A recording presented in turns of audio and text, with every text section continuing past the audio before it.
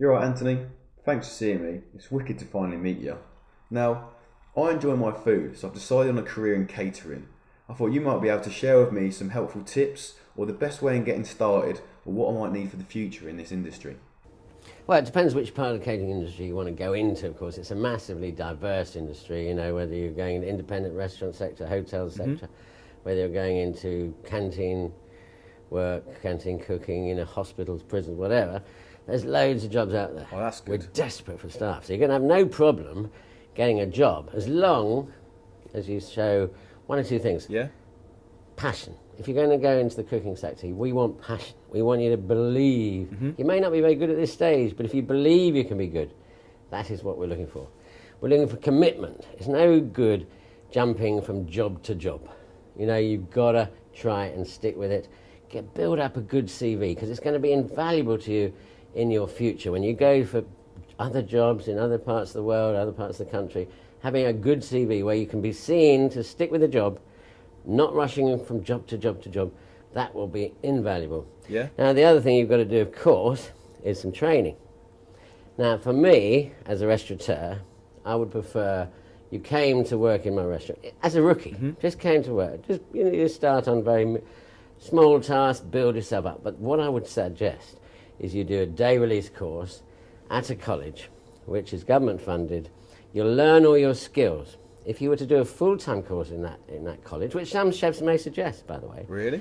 you will learn the skills and you'll learn how to cook, but you won't build up that energy, that enthusiasm you need for a restaurant, the speed.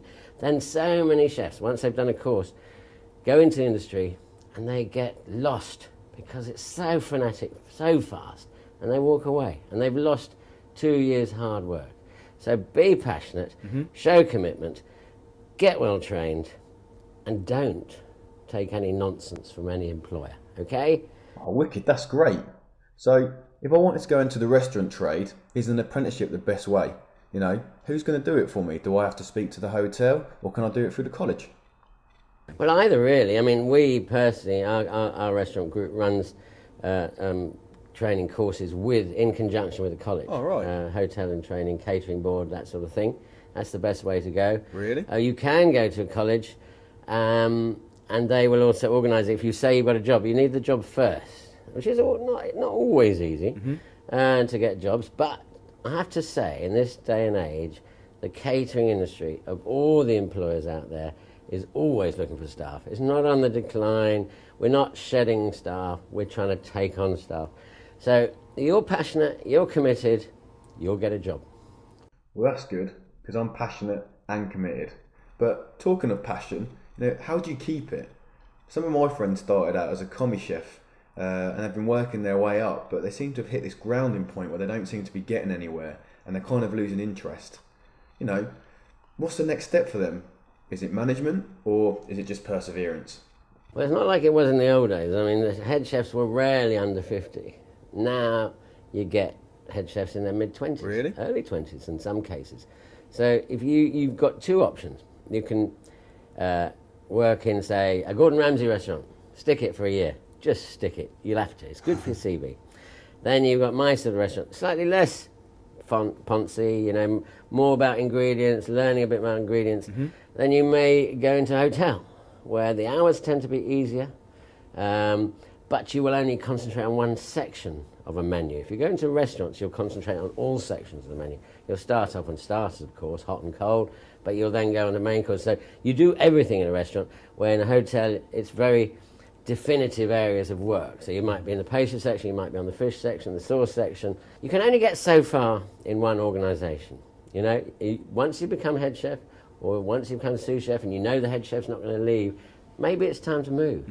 But as long as you've had a period of time when you're proud of the work you've done, you've built up a good relationship with the employer won't be bitter if you leave. They'll give you a good reference. Really? And say, listen, one day you might come back to us, but I can see you're frustrated. You need to move on. You need to keep the passion going. Go and look in different areas. There's the food service industry is massive. Whether you're actually producing the goods, whether you go into butchery, learn butchery skills, or whether you go into the fish area of fish, learn the fish skills. Oh, right. But it's great to have an all-round training. If you want to work Yeah. and learn and one day own your own restaurant, You really have to learn every single department. And it's important sometimes. I get my chefs, and it's not always the best thing to do, but I get my chefs to go out on the floor and actually serve some of the customers.